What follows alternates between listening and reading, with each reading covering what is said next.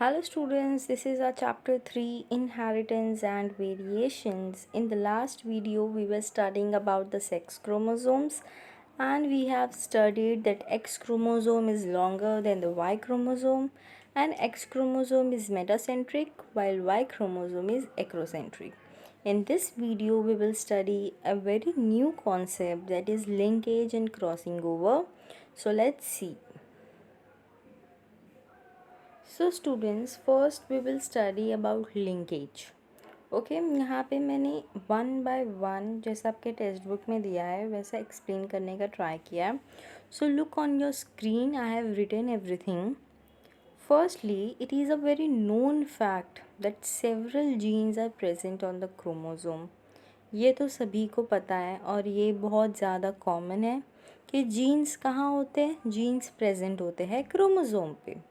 Then, as chromosome are a carrier of heredity का मतलब आप लोगों को पता है कि क्रोमोसोम जो है वो कैरियर है हेरिडिटी का. These genes have tendency to be inherited together. Inherited means cross over together. इस जीन्स के अंदर इतनी टेंडेंसी होती है कि वो लोग इनहेरिट कर सके टुगेदर. इनहेरिट का मतलब होता है, इनहेरिटी का मतलब हम लोग ने क्या पढ़े थे कि it is a transmission of genetic information from generation to generation is known as inherited या इनहेरिटेंस. फिर सच जीन्स जो कि अपने आप में इनहेरिट कर सकते, इनहेरिट मतलब अपने अंदर की इंफॉर्मेशन एक दूसरे के साथ शेयर कर सकते, ऐसे जीन्स को बोलते हैं linked genes. This tendency of 2 or more gene present on a same chromosome that are inherited together is known as linkage. बहुत सिंपल है कि सभी को पता है कि जो जीन्स है वो प्रेजेंट होती है on the chromosome and chromosome जो है वो कैरियर है किसके, हेरिडिटी के. अब ये जो जीन्स होती है जो कि कैरियर है हेरिडिटी की, ये जीन्स के अंदर इतनी टेंडेंसी होती है कि वो लोग एक दूसरे के साथ इनहेरिट कर सके. इनहेरिट का मतलब कि एक दूसरे के इंफॉर्मेशंस एक दूसरे के साथ शेयर कर सके. क्लियर? ऐसे जीन्स को बोलते हैं linked genes. This tendency of 2 or more genes present on the same chromosome that are inherited together is known as linkage. इतना क्लियर हो गया स्टूडेंट्स? नाउ सेकेंड कॉन्सेप्ट है कि ये जो लिंकेज है वो डिस्कवर किसने किया था. ये एमसीक्यू के लिए बहुत इम्पॉर्टेंट है students. Linkage was discovered in plants. इतना याद रखना है कि लिंकेज जो है वो काय में डिस्कवर्ड हुआ था, प्लांट्स में, by Bateson and Punnett, and in animals by T H. Morgan. Clear students? दोनों के नाम याद रखना है कि linkage was discovered in plant by Bateson and Punnett and in animals by T H. Morgan. Clear? Then अब लिंकेज जो है वो 2 काइंड के है. It is of 2 kind. एक होता है कंप्लीट और दूसरा होता है इनकम्प्लीट लिंकेज. देन अभी हम लोग एक एक के बाद एक पढ़ेंगे. पहले कंप्लीट लिंकेज के बारे में पढ़ेंगे, फिर इनकम्प्लीट लिंकेज के बारे में पढ़ेंगे. So moving to a complete linkage, ये है कंप्लीट लिंकेज. अभी एकदम ध्यान से स्क्रीन पे देखो. कंप्लीट लिंकेज में क्या होता है? The linked genes which are closely located on the chromosome do not separate and inherit together.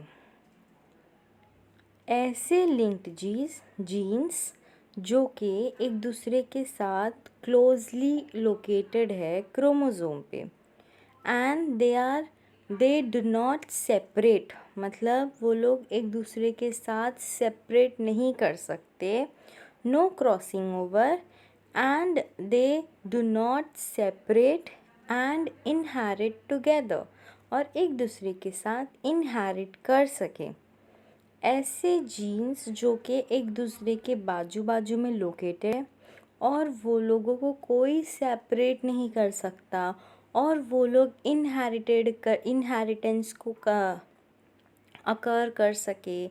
ऐसे जीन्स जिनको हम सेपरेट नहीं कर सकते उन्हें बोलते हैं कंप्लीटली लिंक्ड जीन्स या तो strongly linked jeans, and the phenomena of their inheritance is called complete linkage. Thus, the parental traits are inherited in offspring. जो पेरेंट्स का ट्रेट होता है, जो पेरेंटल ट्रेट मतलब जो पेरेंट के कैरेक्टर्स होते हैं वो ऑफस्प्रिंग में इनहेरिटेड होते हैं, है ना। जैसे एक्स क्रोमोसोम, इसका एग्जाम्पल दिया है टेक्स्ट बुक में कि X chromosome of Drosophila males show complete linkage. Clear students, complete linkage मतलब ऐसे जीन्स जो कि एक दूसरे के साथ क्लोजली लोकेटेड है and they do not separate, उन्हें हम सेपरेट ही नहीं कर सकते, वो होते हैं कंप्लीट लिंक्ड जीन्स या फिर strongly linked genes. Then second है इनकम्प्लीट लिंकेज। इनकम्प्लीट लिंकेज में क्या होता है, the linked genes which are distantly located, एकदम अपोजिट, डिस्टेंटली मतलब थोड़े डिस्टेंस पे लोकेटेड है, on the same chromosome and have chances of separation by crossing over are known as incompletely linked genes. Clear students? The linked genes which are distinctly located, जो कि एक दूसरे के साथ थोड़े डिस्टेंस पे लोकेटेड है और चांस है कि वो लोग सेपरेट भी हो सके बाय क्रॉसिंग ओवर, ऐसे लिंकेज को बोलते हैं इनकम्प्लीट लिंक्ड या फिर वीकली कमज़ोर linked genes, and the phenomena of their inheritance is called incomplete linkage. Clear students?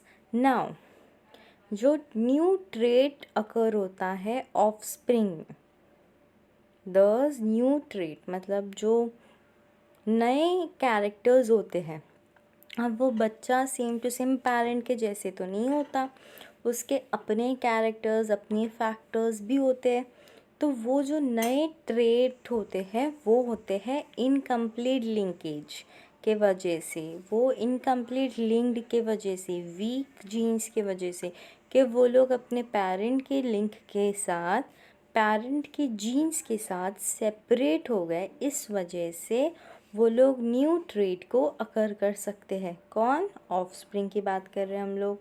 फिर इसका एग्जाम्पल दिया है इन जी maize colour and shape of grain show incomplete linkage.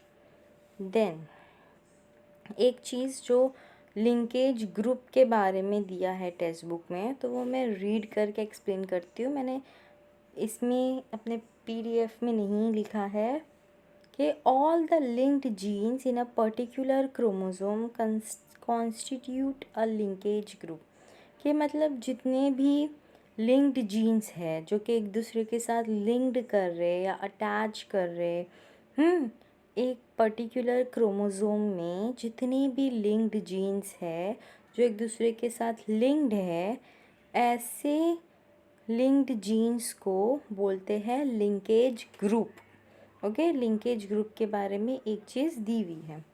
And one more thing, the number of linkage group of a particular species correspond to its haploid number of chromosome. For example, Drosophila melanogaster has 4 linkage group that correspond to the 4 pair of chromosome. Garden pea have 7 linkage group and have 7 pairs of chromosome. मतलब समझ रहा है कि किस तरीके से linkage group जो होते हैं वो हैप्लॉइड नंबर ऑफ क्रोमोसोम के साथ इक्वल होते हैं। Clear students? एग्जाम्पल से आप लोगों को ज़्यादा बेटर समझेगा। पहले मैंने क्या बताया कि जितनी भी लिंकेज्ड जीन्स है एक क्रोमोसोम में, वो सब मिला के बनते हैं क्या? सब मिला के बनते हैं लिंकेज्ड ग्रुप। लिंकेज्ड ग्रुप। फिर उसके बाद जो नंबर ऑफ लिंकेज ग्रुप है, कि मतलब कितना लिंकेज ग्रुप का नंबर है एक पर्टिकुलर स्पीशीज़ का, वो उसके हैप्लॉइड नंबर ऑफ क्रोमोसोम के साथ करस्पॉन्ड करता है। क्लियर? फिर इसका एग्जाम्पल क्या है टेक्स्ट बुक में? Drosophila melanogaster has 4 linkage group, मतलब 4 लिंक्ड ग्रुप ऑफ जीन्स है, ओके, जो कि करस्पॉन्ड कर रहे to the 4 pairs of chromosomes. फिर एक गार्डन पी की जो हम लोग बात कर रहे थे, वो 7 लिंकेज ग्रुप है and have 7 pairs of chromosomes. Clear students? Then अभी हम लोग नेक्स्ट टॉपिक पढ़ते हैं, सेक्स लिंकेज्ड। सेक्स लिंकेज्ड क्या है? ओके, तो अभी मैंने इसके बारे में भी लिखा है सब कुछ।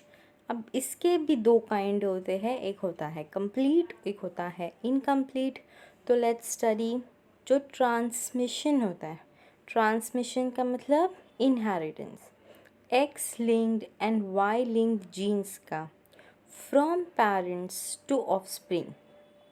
Transmission of X-linked genes and Y-linked genes from parents to offspring is called sex-linked inheritance. Clear students? A sex-linked inheritance is of 3 types, viz. X-linked, Y-linked and X and Y-linked. But sex linkage is of 2 types, that is 2 kinds. अब ये 2 kinds क्या है? Let's study.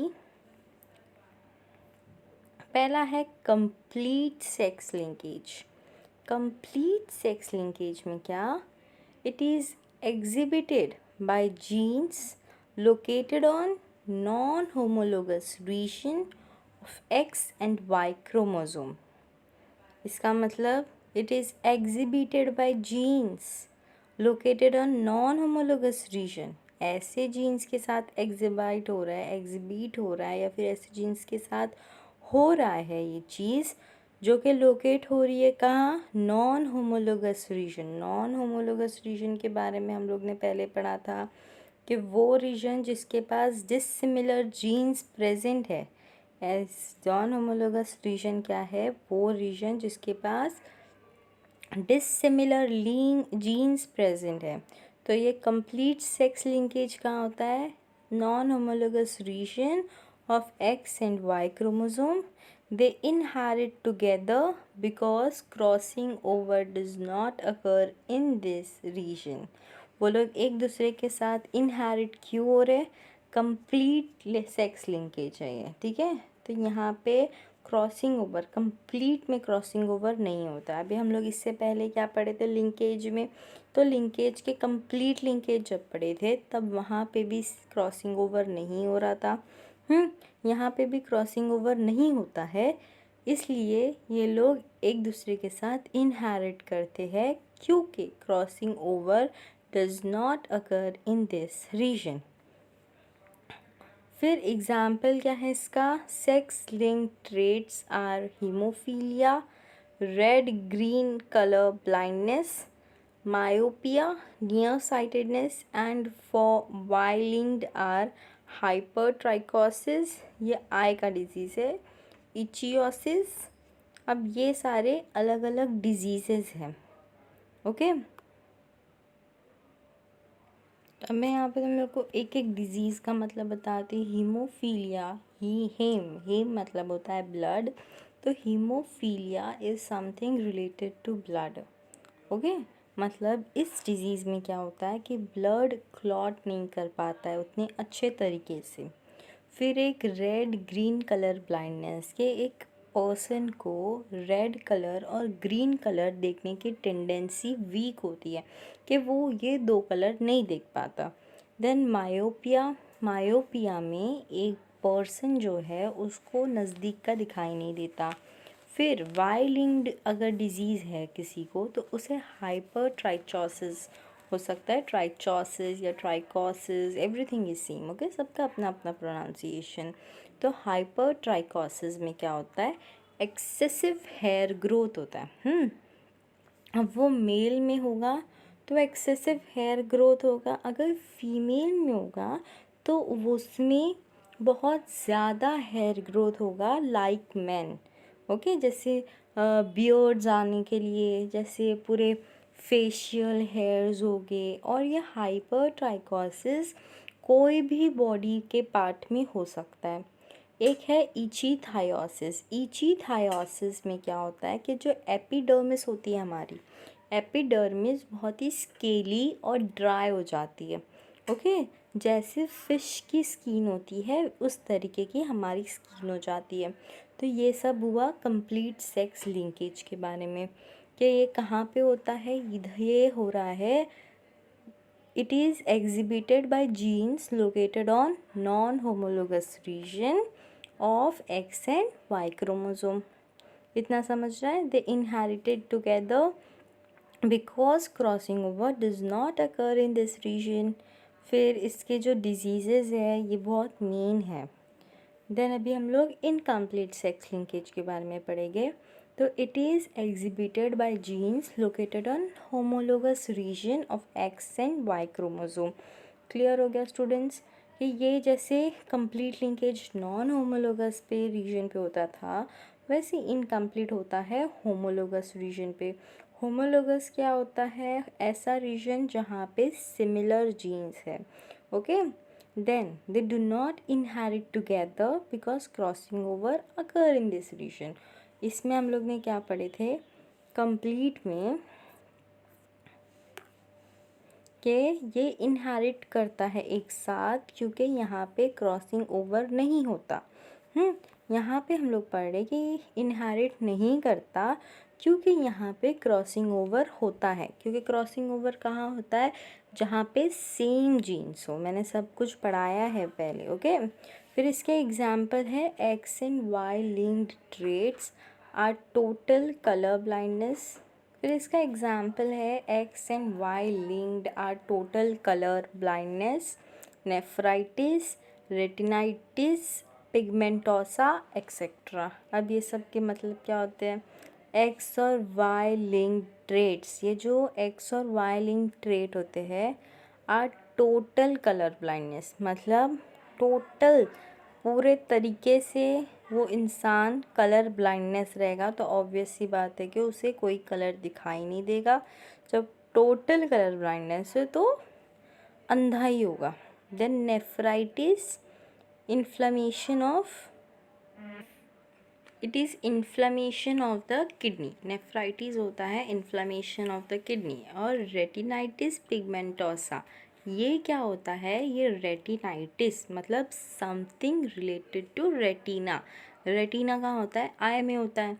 तो यहाँ पे इस disease में क्या होता है कि रेटिना डैमेज्ड हो जाता है या फिर बैकफॉल होता है रेटिना का। क्लियर। तो यहाँ पे ये इनकम्प्लीट सेक्स लिंकेज कंप्लीट होता है। अब हमारा थर्ड कॉन्सेप्ट है crossing over. Crossing over is a process that produce new combination of genes by interchanging and exchanging of corresponding segments between non-sister chromatids of homologous chromosome। कुछ समझा कि यहाँ पे क्या होता है क्रॉसिंग ओवर। क्रॉसिंग ओवर अभी हम लोग ने कितने बार ये टर्म पढ़ा था क्रॉसिंग ओवर का। तो ये क्या है, एक प्रोसेस है, ओके। ये प्रोसेस में क्या होता है कि जीन्स का न्यू कॉम्बिनेशन प्रोड्यूस हो रहा है, क्रॉस हो रहा है, न्यू कॉम्बिनेशन प्रोड्यूस हो रहा है बाय इंटरचेंजिंग ऑफ जीन्स और exchanging of corresponding segment between two non sister chromatids of homologous chromosome. Homologous chromosome पे कैसा रीजन है होमोलोगस क्रोमोसोम, जहाँ पे सिमिलर जीन्स है। तो ये कहाँ पे होता है? ये होमोलोगस क्रोमोसोम पे होता है और दो नॉन सिस्टर क्रोमैटिड्स के बीच में होता है। Clear students? क्रॉसिंग ओवर एक बहुत ज़्यादा इम्पॉर्टेंट टर्म है. It is a process that produce new combination, that is recombination of genes by interchanging or exchanging of corresponding segments between non-sister chromatids of homologous chromosomes. Clear? It occurs during patching of prophase 1 of meiosis. ये पूरा term याद रखना है कि ये कब होता है? प्रोफेस 1 ऑफ मियोसिस के टाइम पे क्रॉसिंग ओवर होता है. ये अपन लोग ने पिछले साल पढ़ा था, जैसे हमारा 11th स्टैंडर्ड में जब हम लोग ने प्रोफेज एनाफेज ये सब पढ़े थे, तब हम लोग ने ये चीज़ वहाँ पे क्रॉसिंग ओवर पढ़ा था ये वर्ड. तो ये कब हो रहा है? Pachytene of prophase 1 of meiosis. Clear? And the term crossing over was coined by Morgan. ठीक है. फिर जो मैकेनिज्म होता है क्रॉसिंग ओवर का, इट कंसिस्ट 4 सिक्वेंशियल स्टेप्स, मतलब 4 स्टेप्स के साथ होता है. ओके. पहला सिनेप्सिस, फिर टेट्राड फॉर्मेशन, फिर crossing over and the last is terminalisation. ये चारों स्टेप के बारे में हम लोग आगे पढ़ेंगे एंड आगे हम लोग इसके बारे में डीपली पढ़ेंगे, बट ये सब तुम लोग ने पहले 11th स्टैंडर्ड में पढ़ के आए हो. Then the phenomena of crossing over is universal and it is necessary for natural selection because it increases the chances of variation. Clear? तो अब ये चारों जो टर्म्स है, synapses, tetrad formation, crossing over and terminalisation, ये चारों terms होते क्या है पहले वो देखते हैं. सिनेप्सिस में 2 होमोलोगस जो क्रोमोसोम है वो एक साथ पेयर होते हैं, फिर एक टेट्राड बनाते हैं, फिर उसके बाद उनका क्रॉसिंग ओवर होता है, फिर वो लोग टर्मिनलाइजेशन करते हैं. तो ये हो गए 4 सिक्वेंशियल स्टेप्स हो गए. फिर उसके बाद ये फिनोमिना बहुत ज़्यादा इम्पॉर्टेंट है क्योंकि इसमें चांसेस ऑफ वेरिएशन बहुत ज़्यादा होते हैं और हमारे नेचुरल सिलेक्शन, हमारे इन्वायरमेंट में वेरिएशंस की ही जगह है. ओके. अगर वेरिएशन नहीं है तो फिर कोई यूज़ ही नहीं होगा ना उस चीज़ का. तो वेरिएशंस आर इम्पॉर्टेंट. तो इस वजह से ये क्रॉसिंग ओवर जो है वो यूनिवर्सल है and it is necessary for natural selection because it increases the chance of variation. फिर उसके बाद एक आता है मॉर्गन एक्सपेरिमेंट शोइंग लिंकेज इन क्रॉसिंग ओवर. तो अब ये एक्सपेरिमेंट में क्या होता है पहले देखते हैं. जो मॉर्गन था, ओके, उसने यूज़ किया Drosophila melanogaster fruit fly for his experiment because Drosophila can easily be cultured in laboratory. फिर उसका life span is short about 2 weeks. More over it has high rate of reproduction. अगर कोई लोग पूछते हैं कि मॉर्गन ने कौन सा एनिमल चूज़ किया था, तो name is DOR, Drosophila. Okay. डॉर्सोफिले का एक और नाम है फ्रूट फ्लाई. ओके. तो उसने फ्रूट फ्लाई को चूज़ किया. क्यों चूज़ किया? क्योंकि ये डॉर्सोफिला जो है वो इजीली कल्चर्ड हो सकता है लेबोरेटरी में. फिर उसका जो लाइफ स्पेन है वो बहुत ही शॉर्ट है. कितना है? 2 weeks का. एंड उसका जो रेट ऑफ रिप्रोडक्शन है वो भी बहुत ज़्यादा हाई है कि मतलब ज़्यादा रिप्रोडक्शन वो लोग फटाफट कर सकते हैं. फिर उसके बाद जो मॉर्गन है carried out several dihybrid cross experiment in fruit fly to study genes that are sex linked. Okay. The crosses were similar to dihybrid cross as carried out by Mendel in P. For example, Morgan and his group crossed yellow-bodied, white-eyed female to the wild type with brown body, red-eyed male and intercrossed their F1 progeny. Okay अब देखो यहाँ पे सब कुछ दिया हुआ है. Okay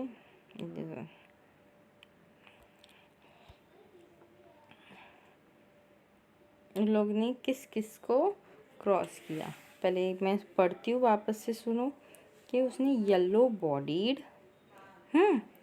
white eyed female को wild type with brown bodied के साथ क्रॉस किया. Okay yellow white wild type के साथ फर्स्ट वाले में दिख रहा है, फर्स्ट क्रॉस में. और सेकंड क्रॉस में उसने कौन सी फीमेल लिया, रेड आइड मेल लिया and intercross their F1 progeny. अभी हम लोग फिलहाल क्रॉस 1 देखते हैं पहले. ओके फिर उसके बाद उसने इतना लेने के बाद इसने ऑब्जर्व किया that the two genes did not segregate independently of each other and F2 ratio deviated very significantly from 3:3:3:1. That is 9:3:3:1 के रेशियो में उसकी प्रोजेनी आई. फिर Morgan and his group knew that the genes were located on X chromosome and stated that when two genes in a dihybrid cross are situated on the same chromosome, then the proportion of parental combination is much higher than non-parental type. This occurs due to the physical association or linkage of two genes. He also found that when genes are grouped on the same chromosome, some genes are strongly linked. They show very few recombinations, that is 1.3%. When genes are loosely linked, that is present far away from each other on chromosome, they show higher recombination. For example, the genes for yellow body and white eye were strongly linked and show only 1.3% recombination in cross 1. Okay, or white body and miniatured wings show 37.2% recombination in cross 2. Cross 1 show crossing over between genes Y, small y and W, small w. Cross 2 show crossing over between genes white and miniature wings. Here dominant wild type allele are present with positive signs. क्या तुम लोगों को समझा ये चीज़? पहले yellow white और wild type और white miniature और वाइल्ड टाइप, ये दोनों को लोगों ने इसने क्रॉस 1 और क्रॉस 2 किया. जब उसने फर्स्ट क्रॉस किया, ओके जब F1 जनरेशन में कौन कौन थे, वाइल्ड टाइप और येलो एंड वाइट. यहाँ पे भी वाइल्ड टाइप और वाइट और मिनिएचर. फिर जब F1 जनरेशन में आए तो कितनी प्रोजेनी मिली, देखो वाइल्ड टाइप की एक आई, एक ब्राउन और वाइट आई, एक येलो और वाइट आई और येलो और रेड आई. इधर पेरेंटल टाइप कितना आया, 98.7%. और जो रिकॉम्बिनेंट टाइप आया 1.3%.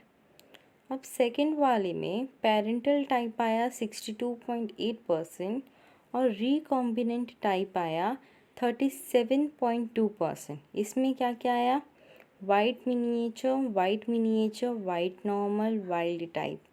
ओके फिर उसके बाद जब F2 जनरेशन आया तो वाइल्ड टाइप आया, ब्राउन वाइट, येलो रेड. और यहाँ पे wild type miniature, white normal. मतलब जब F1 और F2 मिला के जब वो लोगों ने देखा तो वो लोगों को क्या पता चला कि जो फर्स्ट वाला क्रॉस था between yellow white and wild type, उसमें पेरेंटल टाइप आया था 98.7%, मतलब पेरेंट का जीन्स। और जो रिकॉम्बिनेंट टाइप आया वो 1.3% आया। फिर और जो क्रॉस टू था उसमें पेरेंटल टाइप आया 62.8% और रिकॉम्बिनेंट टाइप आया 37.2%। ओके, तो यही था उसका एक्सपेरिमेंट लिंकेज और क्रॉसिंग ओवर का। तो यहाँ पे जो मैंने आपको भी एक्सप्लेन किया ये पूरा थ्योरी पार्ट है। अगर आप रीड करोगे ना तो आपको खुद ही समझ जाएगा ये पूरी चीज़ें।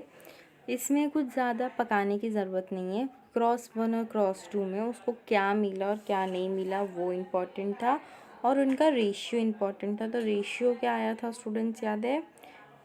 आई विल राइट हियर, ये रेशियो इम्पोर्टेंट है। क्या रेशियो है? 9:3:3:1। तो ये हो गया अपना मॉर्गन्स एक्सपेरिमेंट। मैंने आपको एक्सप्लेन तो कर ही दिया है। एंड ये पूरी चीज़ें थ्योरी है, जैसे मैंने बोला वैसे ही same to same text book में भी लिखा है। तो आप लोग टेक्स्ट बुक से एक बार रीड करो, बहुत अच्छे से समझ जाएगा। अगर क्वेश्चन आता है तो आपको इसके बारे में लिखना पड़ेगा। ओके, एंड फिर नेक्स्ट पे आते हैं हम लोग,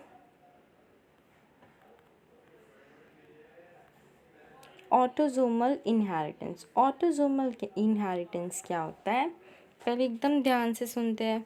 इट इज़ एन, पहले ह्यूमन सोमैटिक सेल जो होता है, एक ह्यूमन सेल, ओके, कितना सेल कंटेन करता है वो? 23 pairs of chromosome. Clear? Correct है। They can be divided functionally as autosome and sex chromosome. Autosome का मतलब क्या होता है?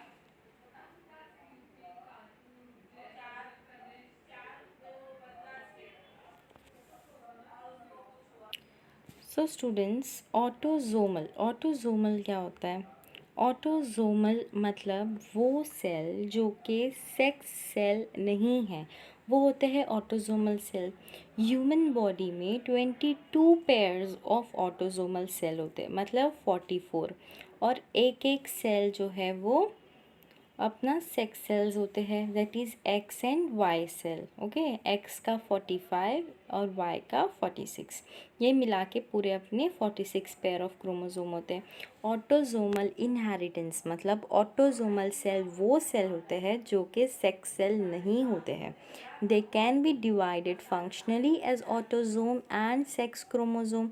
ये जो ह्यूमन सोमैटिक सेल है, ओके स्टूडेंट्स, हम लोग अभी ह्यूमन सोमैटिक सेल के बारे में बात कर रहे हैं। तो वो 23 पेयर्स होते हैं, टोटल की बात कर रहे हैं। ओके, तो अब ये जो ह्यूमन सोमैटिक सेल है वो फंक्शनली उसे डिवाइड कर सकते हैं एज ऑटोजोम, जो कि नॉन सेक्स सेल्स है, जो कि सेक्स सेल्स नहीं है, और दूसरा है सेक्स क्रोमोजोम।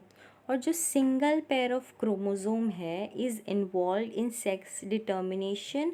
एक सिंगल पेयर हेल्प करता है सेक्स डिटर्मिनेशन, और रिमेनिंग जो 22 की बात कर रहे हैं हम लोग वो होते हैं ऑटोजोम्स। जो ऑटोजोम है वो कंट्रोल करते हैं a variety of trait other than sex. Okay, मतलब बहुत ज़्यादा लोग दूसरे कैरेक्टर्स को हैंडल करते हैं but not sex. This traits are called autosome linked traits. Transmission of body characters other than the sex linked trait from parent to their offspring through autosome is called autosomal inheritance। मतलब transmission हो रहा है किसका? Body characters का, other than sex link trait, okay, from parent to their offspring through autosome is called autosomal inheritance। Total human body में 23 होते हैं, जिसमें से ऑटोजोम्स होते हैं 22, और जो बचे हुआ एक सेल होता है वो होता है सेक्स क्रोमोसोम। Clear students? तो हम लोग अभी बात कर रहे हैं ये 22 ऑटोजोम सेल के बारे में। तो अभी हम लोग इसको डीपली स्टडी करते हैं। अब पहला होता है अपना विडोज पिक। जो विडोज पिक होता है, जो ये वी पिक है, ये जो वी शेप्ड हेयर लाइन होता है फोर हेड पे, ये डिस्क्राइब करता है as widow peak. It is determined by autosomal dominant gene. जिसका जीन डोमिनेंट है उस वो ऑटोसोमल डोमिनेट जीन के वजह से ये विडोज पिक आता है। और ये जो विडोज पिक है ये होता है इन होमोजाइगस डोमिनेंट, मतलब होमोजाइगस डोमिनेंट क्या है, WW। ओके, ये ऐसे वाले जो होमोजाइगस डोमिनेंट टाइप के होते हैं उसमें होता है। एंड ऑल्सो हेट्रोजाइगस, हेट्रोजाइगस क्या हो गया, ये हो गया।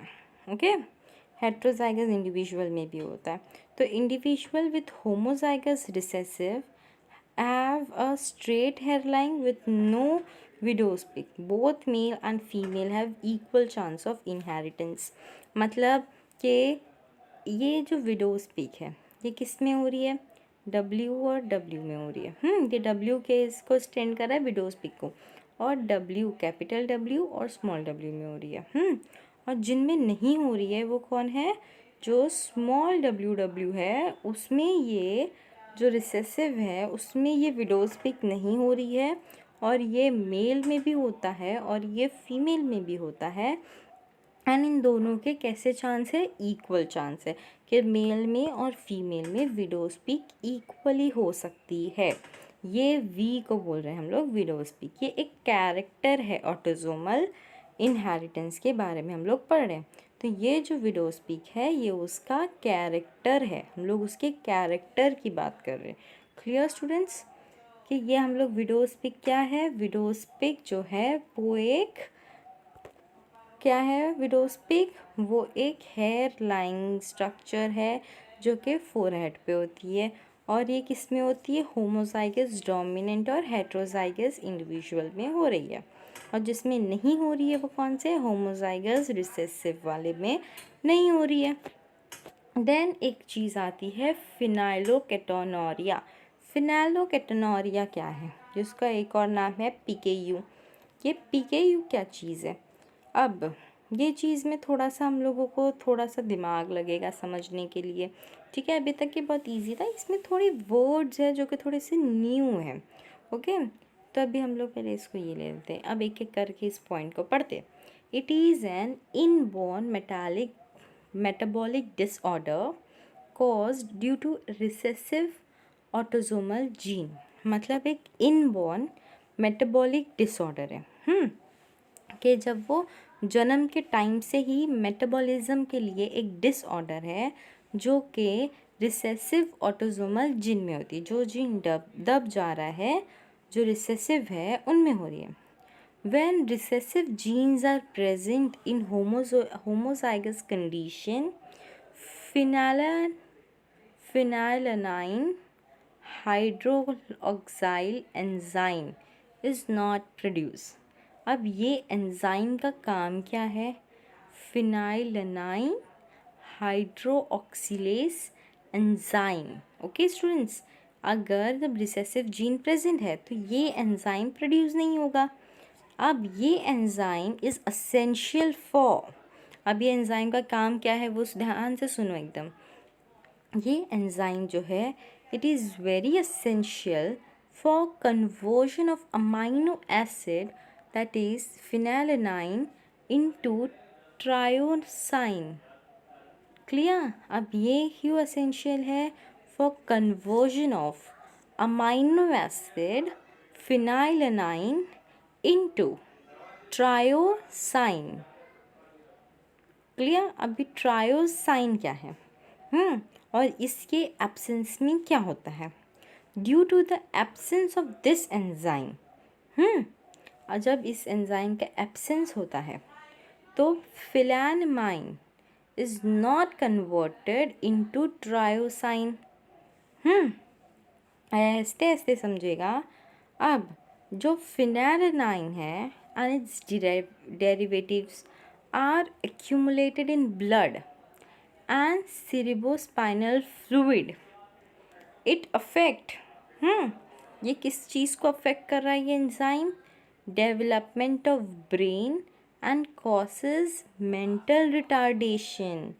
मेंटल रिटार्डेशन क्या होता है, मेंटल रिटार्डेशन क्या है, मेंटल रिटार्डेशन वो बच्चे जिनका इंटेलिजेंस थोड़ा वीक होता है। बिफोर 18 जिन बच्चों में इंटेलिजेंस थोड़ा वीक होता है उन बच्चों को बोलते हैं मेंटल रिटार्डेशन। आप लोगों ने बहुत सारे ऐसे बच्चे देखे होंगे अपनी सराउंडिंग में। Okay, then excess phenylalanine is excreted in urine. Hence, this disease is called phenylketonuria. Urea बोल रहे हैं ना, यूरिया का मतलब यूरिन होता है। ओके, इसीलिए इस डिजीज़ को बोलते हैं फिनाइलकेटोनुरिया। अब इस डिज़ीज़ में क्या क्या होता है एक बार वापस ध्यान से सुनो कि ये इनबॉर्न मेटाबॉलिक डिसऑर्डर है। मतलब ये अगर सेक्स लिंक के वजह से हो रही है ना, ये ऑटोसोमल इनहेरिटेंस के वजह से जो 22 क्रोमोसोम्स है हमारे बॉडी में, इनमें कोई बिगाड़ होने के वजह से हो रही है ये डिज़ीज़। तो ये जो है ये इनबॉर्न मेटाबॉलिक डिसऑर्डर है जो कि कॉज होता है due to recessive autosomal genes. जब ये जीन्स प्रेजेंट होते हैं इन होमोजाइगस कंडीशन तो फिनाइलिन हाइड्रोक्सिलेज एंजाइम, ये एक एंजाइम है। ओके, ये प्रोड्यूस नहीं होता। अब ये जो एंजाइम है ये बहुत ज़्यादा असेंशियल होता है। असेंशियल मतलब इम्पॉर्टेंट है for conversion of amino acid phenylalanine into tyrosine. Okay, and due to the absence of this enzyme phenylalanine is not converted into triosine. Clear? अब ये जो पिलानाइन है और उसका डिरेवेटिव्स है ये सब एक्यूमुलेट होता है in blood and cerebrospinal fluid. फिर इट्स अफेक्ट मतलब ये ब्लड में भी हो रहा है और सेरेब्रोस्पाइनल फ्लूइड में भी हो रहा है। सेरेब्रोस्पाइनल फ्लूइड फिर इस वजह से इस फ्लूइड में है और ब्लड में है, इस वजह से ये अफेक्ट करता है ब्रेन के डेवलपमेंट पे। ओके, तो it affect development of brain and causes mental retardation. फिर excessive phenylalanine is excreted in urine and hence this disease is called phenylketonuria। मतलब जो फिनाइलिन कीटो है ये तो अपना एंजाइम का नाम है, पर यूरिया जो है वो यूरिन के वजह से इसके नाम दिया है फिनाइलकेटोनुरिया। क्लियर स्टूडेंट्स, कि इसका मतलब क्या होता है। फिर एक ऑटोसोमल रिसेसिव ट्रेट होता है जो अपीयर होता है in both sexes with equal frequency. This trait tend to skip generation. मतलब इस ट्रेट के वजह से जनरेशन को स्किप कर सकते हैं, मतलब आगे फर्टिलिटी नहीं होती है, आगे रिप्रोडक्शन नहीं होता है। किस ट्रेट के बारे में मैं बात कर रही हूँ? ऑटोसोमल रिसेसिव ट्रेट के बारे में। ऑटोसोमल रिसेसिव ट्रेट के बारे में मैं बात कर रही हूँ। ये बोथ सेक्सेस में होते हैं, मतलब मेल में भी हो रहा है एंड फीमेल में भी हो रहा है, और इस ट्रेट के वजह से आगे जो जनरेशन होता है वो पूरे के पूरा स्किप हो जाता है। ओके स्टूडेंट्स, तो आज हम लोग इस वीडियो में यहीं पे एंड करते हैं। और आज हम लोग क्या क्या पढ़े, पहले सिर्फ लास्ट वाला ही ऑटोसोमल के बारे में देख लेते हैं कि 22 पेयर्स थे। पहले 23 पेयर होते ह्यूमन सोमैटिक सेल के, 22 पेयर ऑटोसोमल में आते हैं। और ये जो 22 पेयर है ये सेक्स क्रोमोसोम्स नहीं है, ये सेक्स के लिए बिल्कुल भी ज़िम्मेदार नहीं है। तो हम लोग ये 22 के बारे में बात कर रहे हैं। तो ये जो 22 पेयर है, ये 22 पेयर क्या करते हैं? ये 22 पेयर की वजह से एक ये विडोज पिग जो है ये 22 पेयर की वजह से होती है। और जो दूसरा एक है ये है फिनाइलकेटोनुरिया। यूरिया क्यों है? क्योंकि ये एक्सक्रीट होती है यूरिन से, इसलिए इसका नाम दिया गया है यूरिया। एंड ये मेटाबॉलिक डिसऑर्डर है, इतना याद रखना कि ये मेटाबॉलिक डिसऑर्डर है और ये इनबॉर्न होती है। और ये क्यों होती है? क्योंकि रेसेसिव ऑटोसोमल जीन के वजह से होती है। सो स्टूडेंट्स, हम लोग इस वीडियो में यहीं पे स्टॉप करते हैं। हम लोग ने बहुत सारी चीज़ें आज पढ़ी है, बहुत सारी न्यू कॉन्सेप्ट है। ये चीज़ें इतने आसानी से समझ में नहीं आती है, बट कुछ इसमें इतना डिफ़िकल्ट भी नहीं है। पहले लिंकेज के बारे में पढ़े, फिर कंप्लीट और इनकम्प्लीट के बारे में पढ़े, उसके टाइप, फिर सेक्स लिंकेज में complete sex linkage, incomplete sex linkage. फिर क्रॉसिंग ओवर में हम लोग ने मॉर्गन एक्सपेरिमेंट पढ़े, उसमें उसका डायग्राम थोड़ा इम्पोर्टेंट है और उसमें ऐसे कुछ नहीं है, आप लोग सिर्फ एक बार रीड करो और डायग्राम देखो, अपने आप समझ में आ जाएगा। फिर ऑटोसोमल इनहेरिटेंस में विडोस्पिक और पिनेलोकिटोनोरिया के बारे में हम लोग पढ़ लिए। अब यहाँ पे हम लोग स्टॉप करते हैं। Watch all the part of the videos. अब नेक्स्ट वीडियो से हम लोग सेक्स लिंक्ड इनहेरिटेंस के बारे में पढ़ेंगे। So thank you students.